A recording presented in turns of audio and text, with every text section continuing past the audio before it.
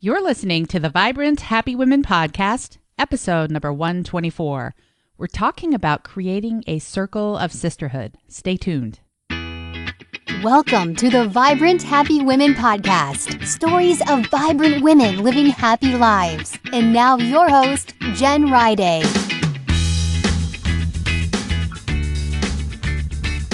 Hey friends, welcome back to Vibrant Happy Women. I'm your host, Jen Riday, and I am so glad you're here learning to take better care of yourself. Getting kind of a collective permission to put yourself first so that your family feels the benefit of your energy, of your positivity, of your vibrant happiness. Thank you so much for listening. Last week, I spoke with my friend, Lisa Cordiff, all about the idea of being 100% responsible for our own happiness. Now, I've heard from many of you, and many of you said, that line shocked me, yet I knew it was true, and I'm glad to be more empowered in that area. So if you want to hear about what Lisa was talking about, being 100% in charge of your happiness, go back and listen at jenriday.com/123. Today I'm talking with the amazing and beautiful Jalaja Bonheim, all about the importance of being allowed to speak our truth in a circle of sisterhood. Many of you talk about feeling lonely, not having that friendship and connection you crave. If you have it, great. Hang on tight to it. If you're looking for it, you're going to love this episode because she talks about all the things we can do to connect and kind of to achieve that feeling of connection and friendship. So without further ado, let's go ahead and dive right into this episode. My guest today is Jalaja Bonheim, and she's an internationally acclaimed speaker and an award-winning author and one of the world's foremost experts in the use of circle gatherings as a tool for healing and empowering women. She's the founder of the Institute for Circle Work and has trained hundreds of circle work leaders from around the world, including the Middle East, where her circles unite Jewish and Palestinian women. Her new book, The Magic of Circle Work, the practice women from around the world are using to heal and empower themselves, reveals the concepts and tools that make circle work such a magical experience. All right, welcome to the show, Jalaja. Thank you so much. Thank you, Jen. So let's just dive right into your favorite quote and then hear more about circle work. I love this, and I'm so excited. Oh, my favorite quote. Well, I have so many, but one of my favorites is definitely the Dalai Lama saying, "My religion is kindness." You know, those 4 words, if everyone were to hold that, what a world we would live in. It's just such a beautiful, simple yet profound statement. So let's go ahead and dive into how circle work would help us to live that religious of kindness, because I'm pretty sure that it would be related. It is so related. It is so related. Really, you know, one of the ways when people ask me, what do you do in the circle? And one of the things I say is we co-create fields of love. Mm-hmm. And in that field of love, people begin to heal. They begin to fall in love with each other, but also with themselves, because so often we're so hard on ourselves. And so this healing then ripples out from the circle, and people go home, their relationships begin to change. Women begin to really have their voice and speak out, which is something I think in this day and age, you know, you see it happen. Women everywhere are rising up. Mm-hmm. And yet to really be empowered, I believe that we need the support of other women. And the circle is such a great place for women to step into their power and really discover, what are my unique gifts? What do I have to do in the world? It's beautiful to see it happening. It always gives me a lot of hope. I can almost imagine or even feel, as I picture this, the energy of a circle, just women holding each other in a space of love. I just love this concept. So where does the idea of the circle work or the sacred circle kind of come from, and how did you learn about it and start to be an expert on this topic? Well, circles themselves are universal. It's probably, you know, when you think about our ancestors discovering fire, and no question, they gathered in a circle around the fires. So wherever you look in every culture, the circle is the basic way of gathering in community. Mm-hmm. And so it's something very ancient, and at the same time, I feel like it is so appropriate to addressing the specific concerns that we have today in the 21st century. For example, that sense of isolation that so many people feel. Yes. It just, in the circle, there is such a sense of community and connection, and people feeling really seen and really heard and accepted for who they are. And so many people these days do not have that in their daily life. I think a recent study showed that something like 40% of Americans say that they are lonely. It's a huge number. Now, circles are, circle work is the specific way of working with circles that I developed over the years. And it is rather different from many other forms of circle. There's a lot of overlap, but there are also significant differences. Circle work is a spiritual practice. It's a non-religious practice, but it is that sense of sacred presence in the circle is just so palpable. Mm-hmm. And another unique facet of circle work is that we're working a lot with the body. So there is a lot of movement, there is touch, there is immersion in nature. We're trying to counteract what I call thought addiction.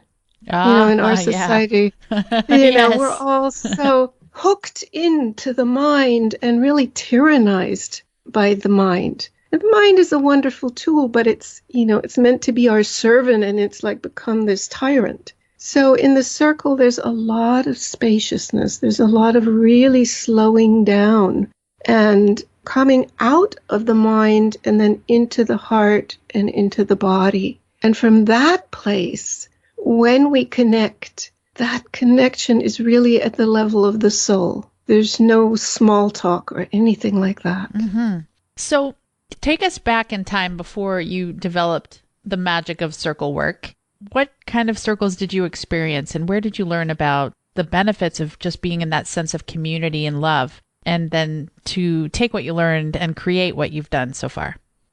Well, I mentioned before when we were talking before this interview that I spent some years in India studying Indian temple dance. And then I came to the United States, and I just wanted to transmit to women this sense of what is it like to be in sacred space together? And what is it like to really inhabit our bodies from the inside out? So I started offering these movement circles. And it wasn't like I had studied circles anywhere. It all came out of my intuition. Yeah. It was really only later that I began to understand, this is something that Native Americans did. This is something that is being done on every continent. Right. But in the moment, there was just this clarity that the circle could evoke the kind of energy field that I wanted us to co-create.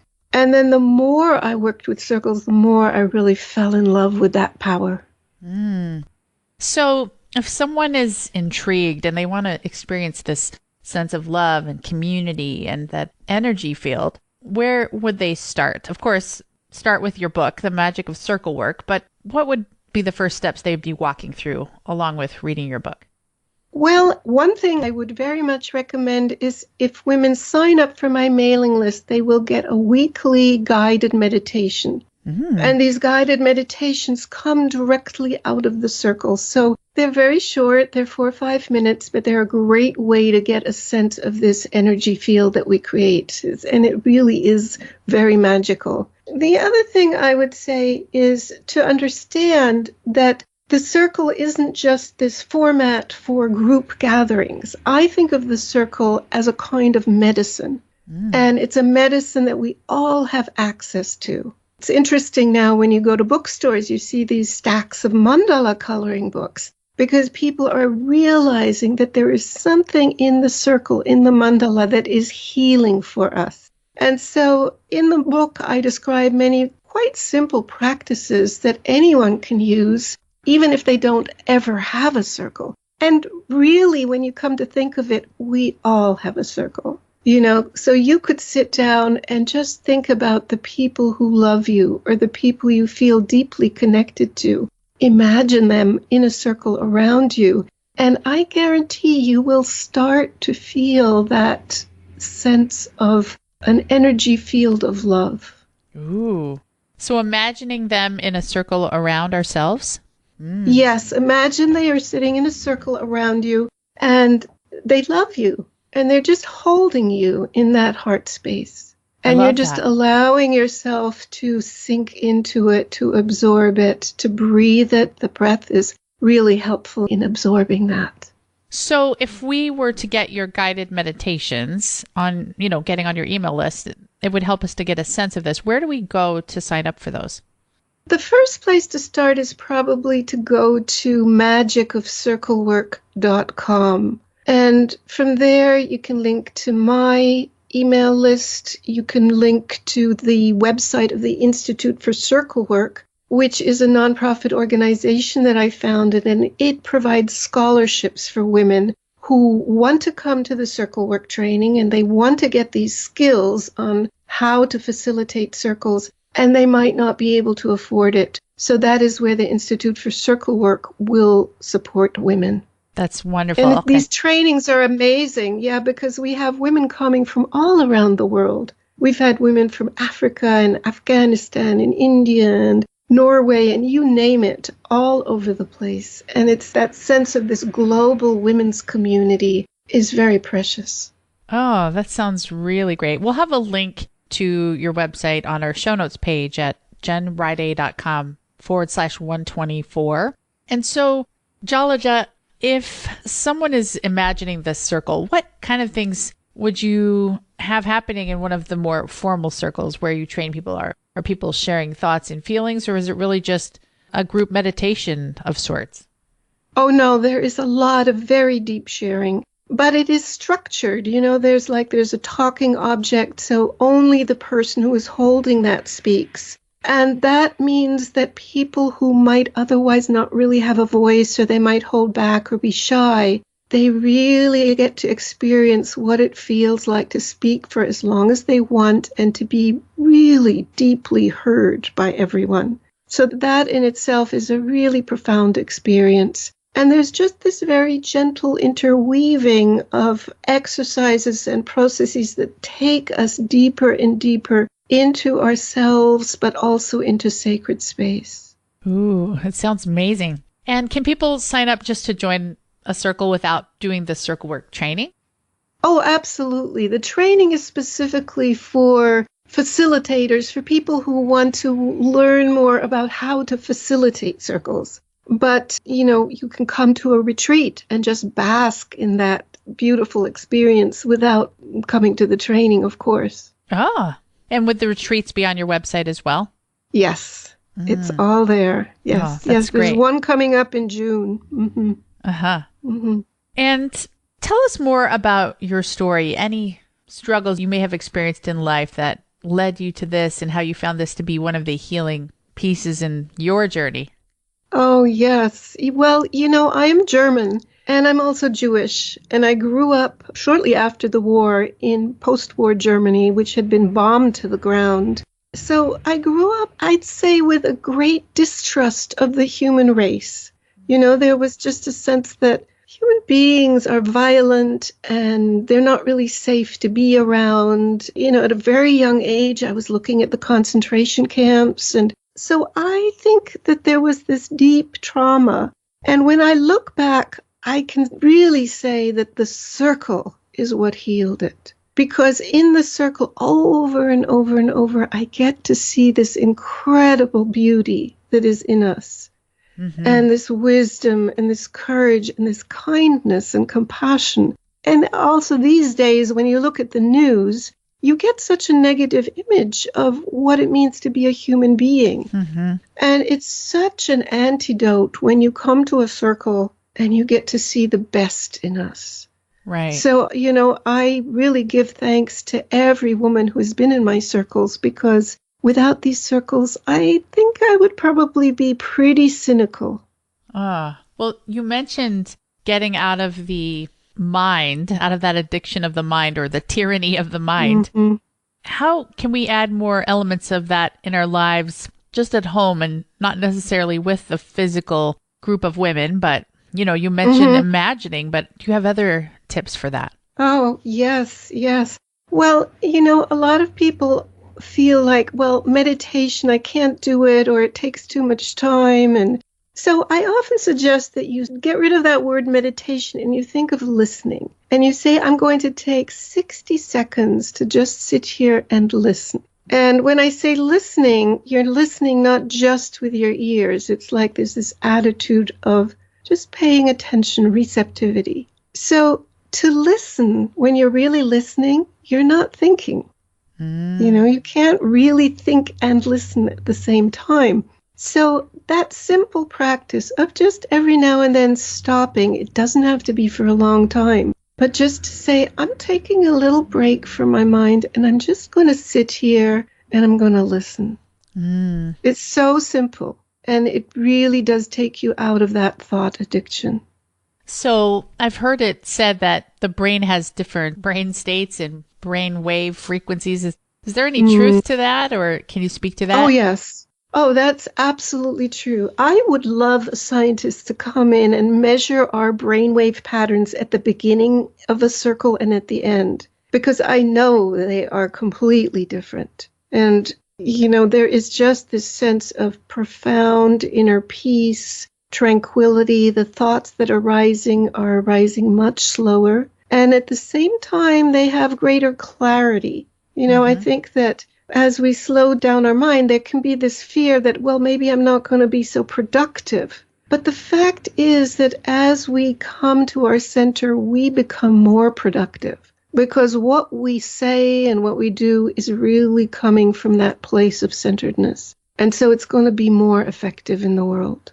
Wow, I love that. And I'm thinking of some of the more meditative things I do, like yoga or actual meditation / listening. But yoga for me, or meditation, is more powerful in a group. So I can see why this circle of sisterhood would evoke even a greater clarity and a greater slowing of thought just by being in that group and sharing energy with each other. Does that seem accurate for how you experience it? That's totally, totally accurate. There is just this field. Sometimes, for example, in the circle, we do these writing exercises. And women are blown away by what they write. And they say, and I think it's quite true, that they would never have written this on their own. It's like as we come together, we gain access to these resources that we can't access on our own. Yeah. Ooh, beautiful. That is part of that. What I call the magic of circle work is that there is a collective wisdom that together we can access. And personally, I believe that especially in these times, we need to access it. Our indigenous ancestors, when there was a crisis, that was the first thing they would do. They would come together in circle. Oh, it just sounds so healing. And I think about what happens currently when you gather in a group. Everyone is head down on their phone. They might kind of try to put it away in order to be polite, but there's so little deep, emotional, meditative connection like you're talking about. I long for something like that. So how would someone go about creating a circle if they want to do that just in their own little family, for example? Well, I did also write another book called The Circle Work Training Manual, and that's a great resource if you're interested in facilitating circles, because there's tons of exercises and troubleshooting and instructions in there. I think the most important thing to start with is a structure that makes sure that everyone gets equal time and no one, because in every group there are people who are more talkative and people who are less so. And you don't want the talkative ones to take over. So there needs to be a structure, whether it's a timekeeping or that process I mentioned before with having a talking stone, to make sure that people get to speak and that they are not interrupted and that everyone has equal time and no one is hogging the time. Yeah. Maybe that object, like you said, passing around the object. Yeah. Yeah, passing. And also, I think even if it's not an official circle work session, to build in silence in some way. because that's part of what gets us out of that thought addiction into the heart is simply times where there's quiet. Mm-hmm. It could just be a minute of silence. It doesn't have to be complicated. Or it could be 5 minutes where you turn on wild music and you dance, All those things are great tools. Oh, I love it. I love it. I can totally see this for my family. I have 6 children, so we'll have more wild dancing. Yeah. Tell us, you have a beautiful name. I think people might want to know where you got your name, where it comes from. Yeah, well, when I think I was 28 years old, and I was teaching at a university in England, and I felt very out of place. I was not cut out to be an academic. And one day I went to this performance of a young Indian dancer, and she was doing the authentic ancient Indian temple dances. And I was like struck with lightning. I had no idea what it was, but I went home and I said, whatever that is, I need to learn that. And within a few months, I had given up my job. I was in India. I had found a teacher, and I was every day learning this form of temple dance. And what I didn't know initially, but I discovered over time, was that these dancers in old times had been priestesses. Ooh. And that this was a tradition where sexuality and spirituality were not seen as separate.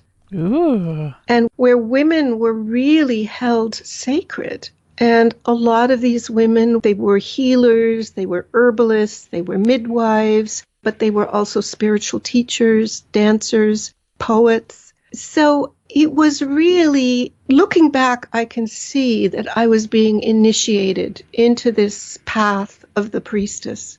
And then, of course, the real challenge was, well, how do you live that in the modern world? Mm-hmm. What do you do with it here? Right. Where we don't have temples and we don't have places where women come together in sacred space and where there is such a disconnection from the body and where women are really not held sacred. So that was really the task that I faced when I came to the United States, which was 35 years ago. And it was really out of that all the circle gatherings and all the work I do now with women around the world evolved. And even though it looks completely different than it must have looked, 500 years ago in India, in some ways there is a lineage here. Of women coming together saying, we want to co-create sacred space. And in this space, we want to honor the feminine. We want to honor our bodies. We want to honor the earth. And we want to honor who we are. So that's what we're doing. It makes me feel such a connection historically with our ancestors, especially our female ancestors, to imagine almost this timeless circle of a big circle of women. It just feels so connective to think of it as this, ageless thing that we might have lost for a bit, but I love that you're bringing that back. Yeah, and I think it's coming back around the world. Women everywhere are rising up. And wherever I go, wherever I meet with women, I'm seeing the same realization that the feminine spirit is essential for the healing of our communities and the healing of our world. And it really is a global circle. There's no question in my mind. Yeah. So you said 500 years ago, these women in India were priestesses and had a space. What happened to that space? Did our world just shift too far into the masculine? Obviously, the pendulum's switching back and we're recognizing, hey, we need this feminine yin energy. But what do you feel like happened to that? Well, in India specifically, a number of things happened. One was what you have mentioned, patriarchy coming in and the women gradually losing their power. But the other thing in India that happened was that the British came. And the British took one look at these priestesses and said, oh, they're prostitutes. Oh. Because in the English mentality, there was no space for a priestess. You were either a nun or a married woman. Mm-hmm. But these women were On the one hand, they considered themselves married to spirit. Mm-hmm. On the other hand, they had sexual relationships with men. So the British had no way of grasping this, and they outlawed it. And actually, Indian dance was illegal until 1947. Oh, my goodness. And so they had enough carried forward that they could start it again? It wasn't all lost then? Yes, the first dancers who tried were pelted with rotten eggs. Oh.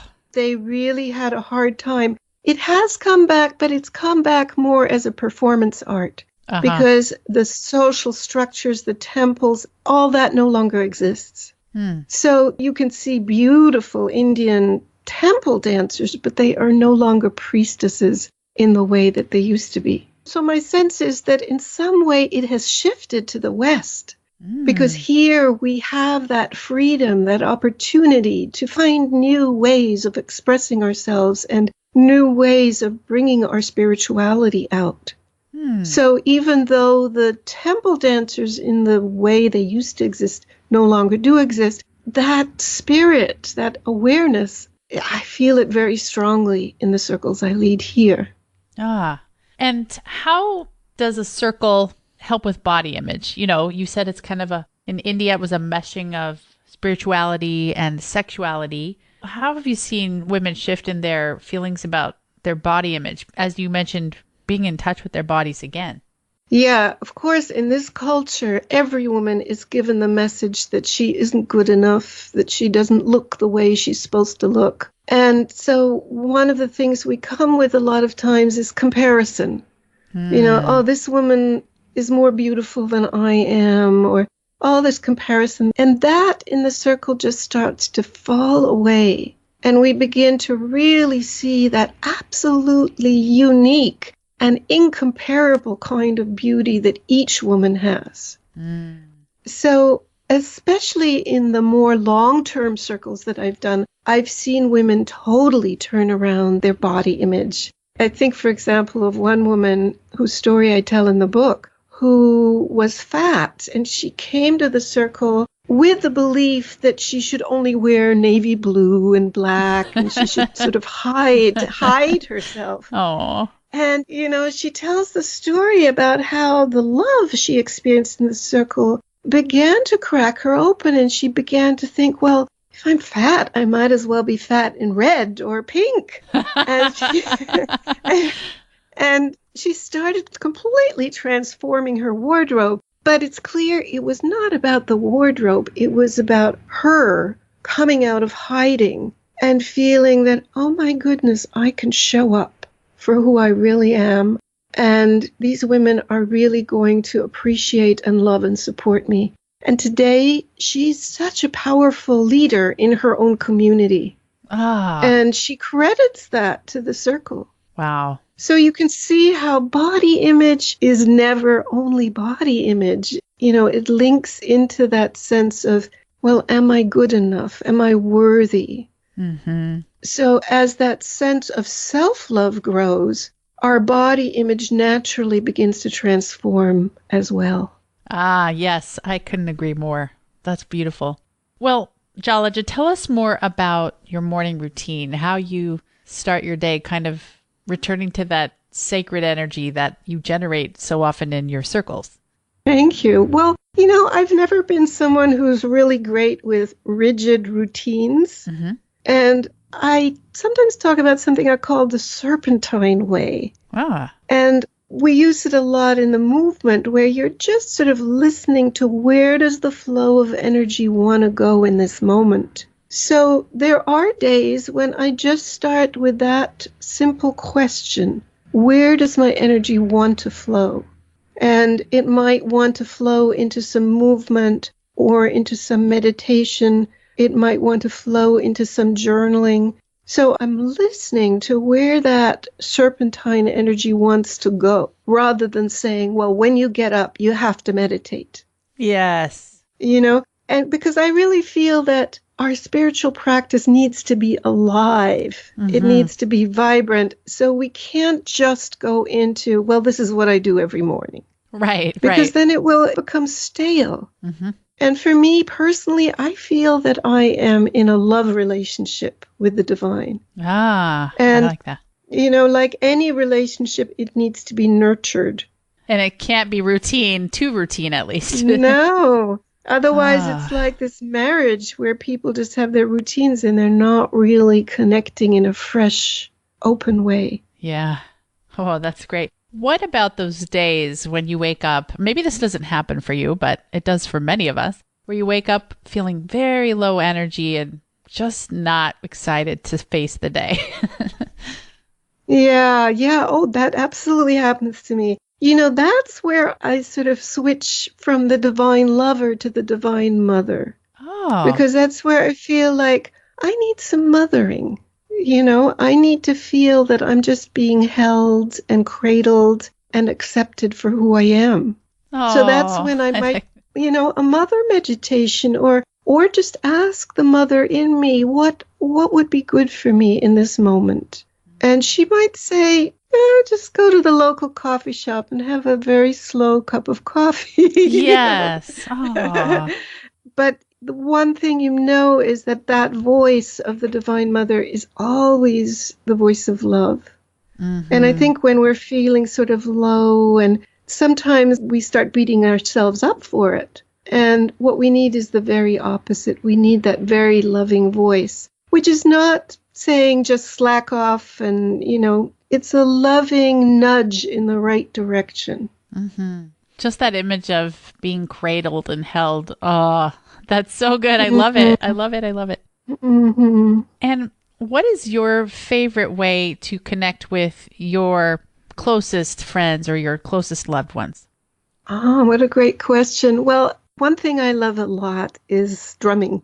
Oh, So I get together with friends because to me, rhythm is something very magical, and there's something very beautiful about holding a rhythm together. And in the beginning, maybe it falls apart, but then there are these magical moments where the rhythm really comes together. So that's something I like a lot. But I also just really enjoy hanging out with friends in a way that's very relaxed, very low key, nothing that needs to be said. And I just wrote actually a Facebook post about this, that there's something so wonderful about being silent together mm, and having that trust with your friends that you don't have to talk.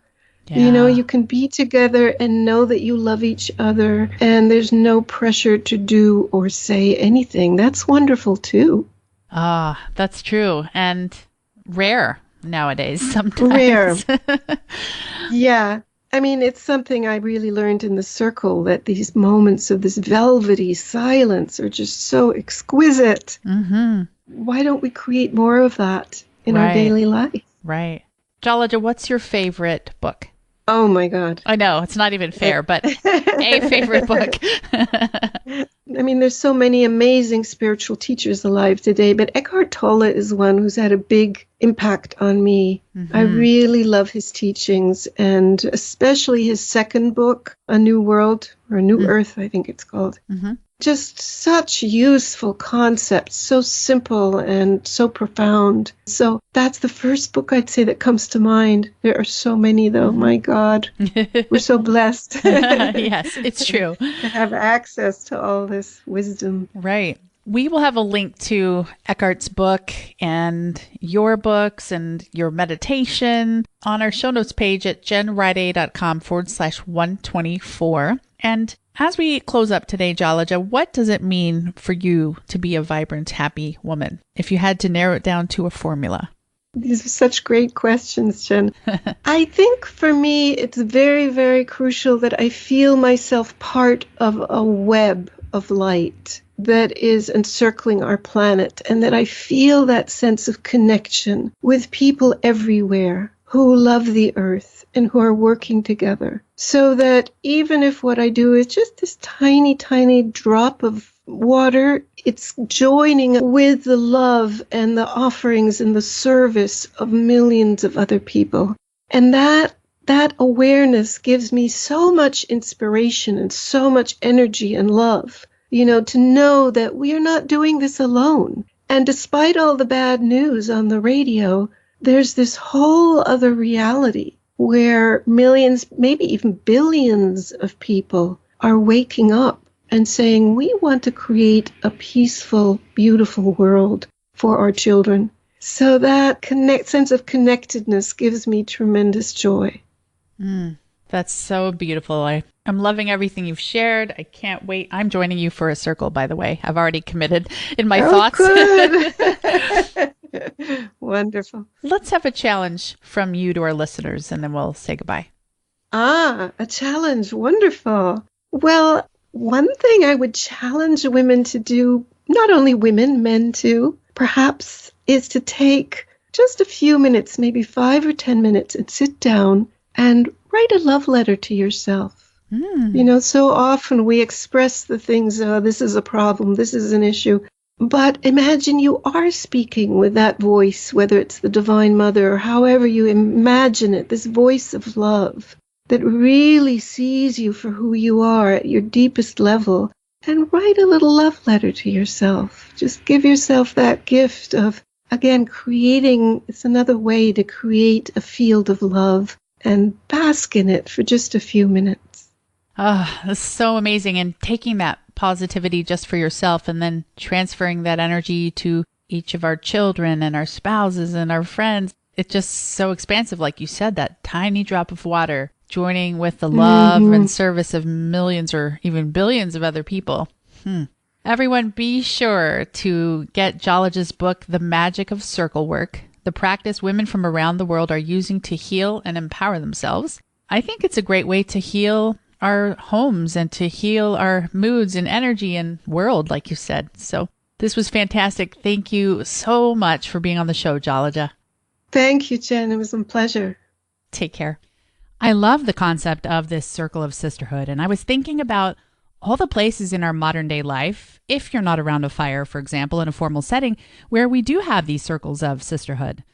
For example, maybe you go out for a girls' night out to eat with several friends and you're sitting kind of in a circle around that table, or eating at your home, having people around your table, or maybe you're in the boardroom in a circle or an oval, or you're cooking with friends in the kitchen. Oh, I love that. Or sewing circles, or a play group where you're sitting in a circle with the kids playing in the middle, or maybe you're an athlete and you sit in a circle when you talk about your team strategy, or maybe you go camping with friends and you actually get to sit around that fire.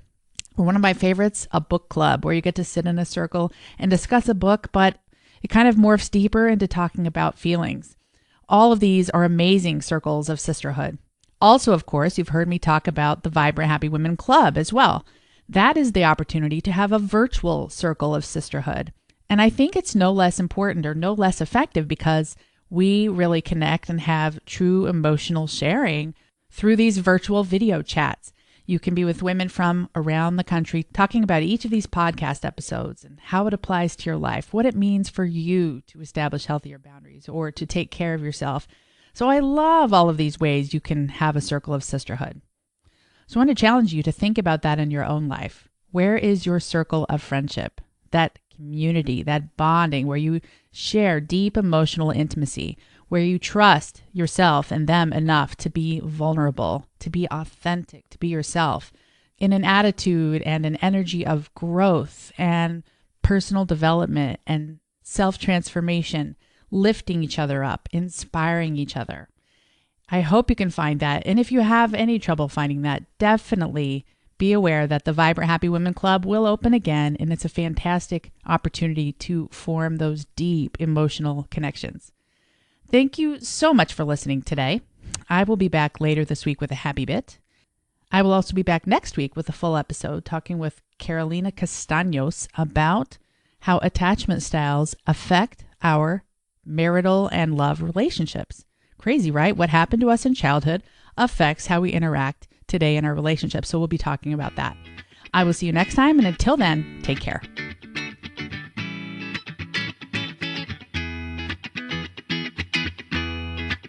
Thanks for listening to the Vibrant Happy Women podcast at www.jenriday.com.